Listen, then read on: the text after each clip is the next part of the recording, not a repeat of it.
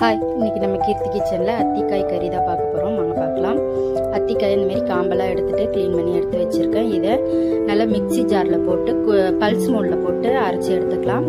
பாருங்கள், பல்ஸில் போட்டு எடுத்தால் அந்த மாதிரி தான் இருக்கும். இதை நல்லா தண்ணி விட்டு கையால் தேய்ச்சி அலம்பி எடுத்தோம்னா அந்த பாதி வேற போயிடும். இது கொஞ்சம் முத்தலாக இருக்கிறதுனால நான் அந்த விதையெல்லாம் அலம்பி எடுத்திருக்கேன். இது பிஞ்சாக இருந்ததுன்னா நீங்கள் இந்த விதையெல்லாம் அலம்பி எடுக்க தேவையில்ல, அப்படியே நறுக்கி கூட போட்டு சமைச்சிடலாம், உருளைக்கிழங்கு மாதிரி.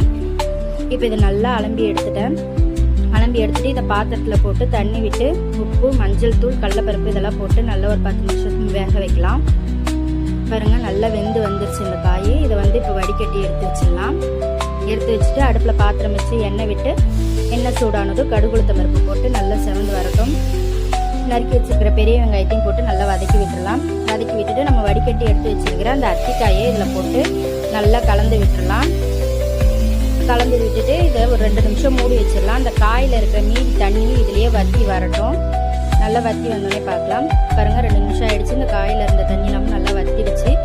இதில் நான் தனியாக, மிளகா, கடலைப்பருப்பு, மிளகு, ஜீரகம் இதெல்லாம் போட்டு நல்லா வறுத்துட்டு பொடி பண்ணி வச்சுருக்கேன். அந்த பொடியை இதில் சேர்த்துடலாம். சேர்த்து நல்லா கலந்து விட்டுட்டு இன்னொரு 1 நிமிஷம் மூடி வச்சிடலாம். அந்த மிளகா பொடியை இந்த காயோட சேர்ந்து நல்லா வாசனை போக நல்லா வரட்டும். பாருங்க, நல்லா அந்த மிளகா அப்படி வாசனைலாம் போயிடுச்சு. கருவேப்பிலை போட்டு அடுப்பு ஆஃப் பண்ணிடலாம்.